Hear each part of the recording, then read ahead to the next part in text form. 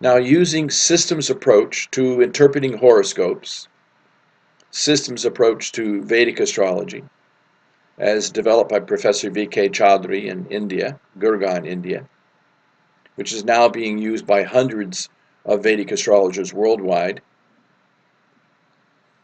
This is a very scientific paradigm to read charts. I find it very accurate, very helpful, effortless, replicable, relevant. In other words, these readings are based on systems approach, not on the astrologer. So if you see any of the astrologers practicing systems approach, they will all give you basically the same reading that I'm giving today as well for this chart.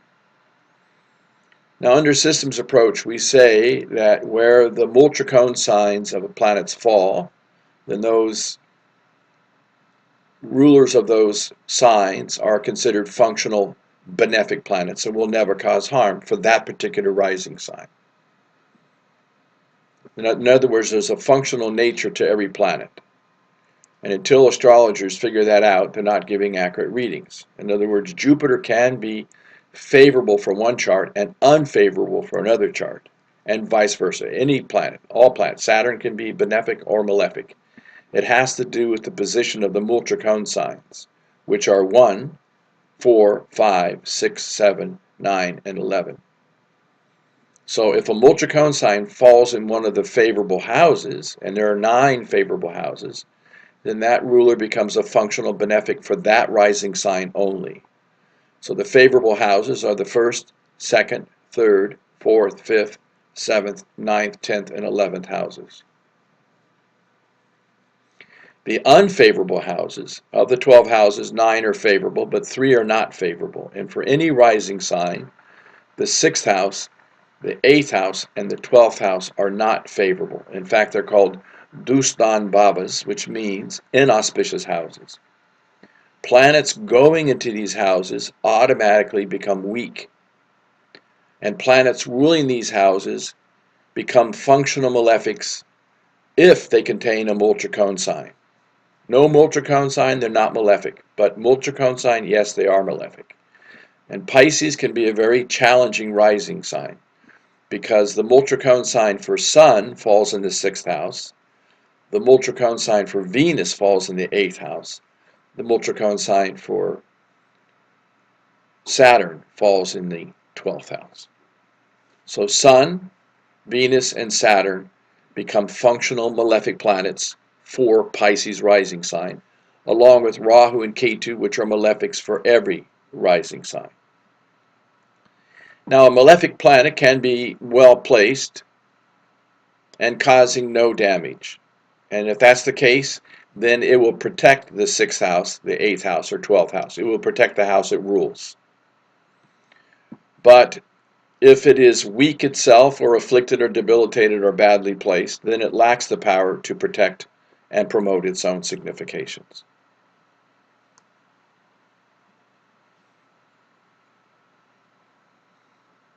So we want to see how these planets are operating. The other major building block, and then we'll get into the interpretation, is that the rising sign is 27 degrees in this particular case. There's 30 degrees possible in every rising sign. So any rising sign, look at the ascendant degree. That becomes most effective point. And any planet within 5 degrees of that on either side, in other words, it starts at 22 degrees, it goes up to 2 degrees in the next sign. If a planet is close to the ascendant degree, it will have an impact. If it's not within 5 degrees, then there's no impact. So like this Saturn, for example, is not bothering this 1st house because it's 15 degrees from the ascendant. It's benign. And all planets cast aspects opposite where it sits, so it's causing no trouble here either. Some planets have additional aspects. We'll get into that as we do the interpretation. But any planet close to the rising sign degree has an impact. So let's take a look at these planets. Now in the 2nd house we have Mars. The Multracone sign for Mars is here. So Mars becomes a functional benefic planet. Now it is badly placed in the 8th house, so it becomes weak. So that means it can cause some discontinuation of family life. The 2nd house is your wealth, your status, and continuation of your own family life. And Mars is down here in the 8th house of obstructions, delays, accidents, and death-like experiences. So he had a death-like experience that caused discontinuation of his own family life. He lost his son who was murdered. And there's a chance for him to lose his own status in life because of Mars in the 8th house. But notice the degree of Mars. It's 27 degrees. The ascendant is 27 degrees. That means that the aspect of Mars on the 2nd house actually is quite favorable. Any functional benefic planet close to the ascendant, aspecting the 2nd house, will give wealth and status. In this case, through Mars significations. So he was a world-famous executive, and he also became famous through martial arts. He was good at that, like an I Spy. He played that role. And Mars also gave him a tremendous ability for communications. 2nd house is speech. Mars is courageous and direct. So he's very direct and very courageous with his speech. But somebody should have told him a long time ago to wear a red coral gemstone to strengthen Mars. Now Venus does give him this entrepreneurial activities connected with entertainment and education and women. But Venus rules his 8th house, so it's not a favorable planet. Now the good news, it's not at 27 degrees, so it's not afflicting this house. It's 10 degrees from Ketu. It's 10 degrees from Rahu. So Venus is not afflicted by Rahu or Ketu, and it's not afflicting this house. But we will get back to Venus in a minute. Now Sun rules the 6th house of conflict and disputes and mental tension, and it's in the 4th house of home life and parents and property and happiness at home. So it can bring some problems. And Sun rules the 6th house of litigation, lawsuits, and health, and financial issues. And Sun is past 25 degrees. Any planet past 25 degrees is old, age, and weak, so this Sun is weak. But Sun is also weak on another account. It is a malefic planet, and it is close to the ascendant degree. So technically it's afflicting the 4th house. Well, because this house is afflicted, then Sun is weak. A planet in an afflicted house becomes weak.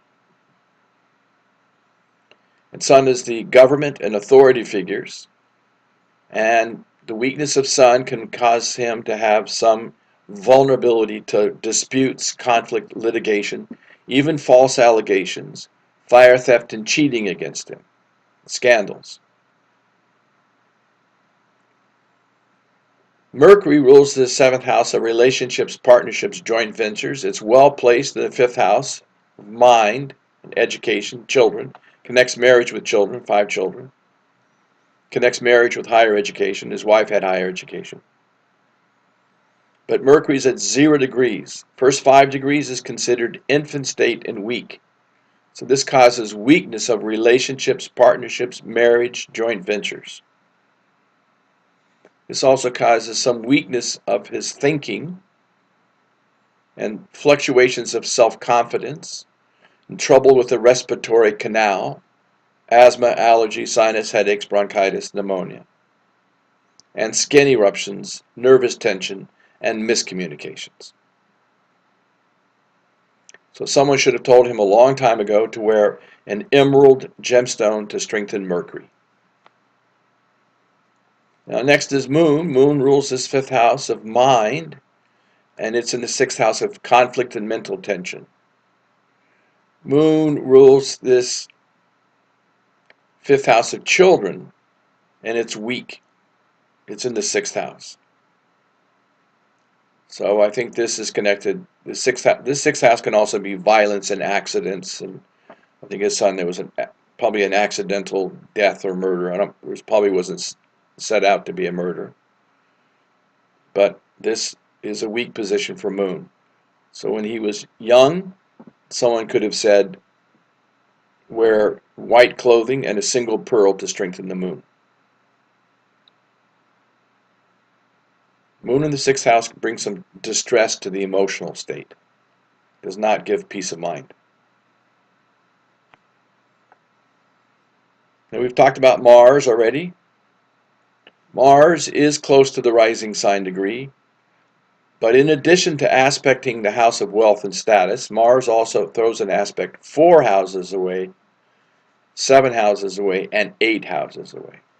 So this Mars is blessing the house of income. So this gives a lot of income. Mars is in the house of windfalls. Mars rules the house of wealth and status, and it aspects the house of income and friendships. So you can have friendships with people who are in the military, executives, and he can gain through real estate and property. And Mars is aspecting this 3rd house of independence and entrepreneurial activities. So it gives him windfalls through his own self-efforts. Now Jupiter is close to 27 degrees, so he is blessing the house of career, and he aspects 5, 7, and 9 houses away. So he does bless the house of wealth and status through Jupiter significations, publishing, teaching, consulting, religion, law, and advisory roles, and education. And Jupiter aspects the 4th house of parents. It brings some divine grace into childhood and parents and property and family life. And Jupiter is aspecting the 6th house, which is also good. It does help to some extent with health and finances. But Jupiter at 29 degrees is considered old age, so it's weak. Anything past 25 degrees, 25 to 30 is old age. So that causes some weakness relative to children, especially male children, so you lost a male child. This causes trouble with his liver and his gallbladder and his hips. But here's the real issue. Look at this sun over here. Sun at 26 degrees is close to the most effective point. So the 7th aspect of Sun is exactly on Jupiter and on the house where Jupiter occupies. And Sun rules this 6th house. So it brings some conflict relative to Jupiter's signification, which is morality, religion, and law. And Jupiter is male children, and that Sun afflicts Jupiter and the house where Jupiter is. That's why his son was murdered, or that's a reflection of his son being murdered. Now the last one is Saturn. Saturn aspects 3, 7, and 10 houses away. It's not on the most effective point, so its aspect over here is benign. Its aspect over here is benign. But look at Saturn at 12 degrees. It is afflicting Venus at 11 degrees. If planets are not within 5 degrees, there's no impact. So Saturn is not bothering K2, not bothering Jupiter, outside the 5-degree orb. But it's less than 1 degree from Venus. This is a severe affliction. And Saturn rules his 12th house, which is connected with intimacy, pleasures of the bed, sexuality, and addictions. And it's afflicting Venus, which is women. And Venus rules the 8th house, which is also addictions and sexuality. So this tells me that he's had some deeply serious issues relative to addictions, sexuality, and women. And that's where it's coming from. So I think there is some merit to the allegations.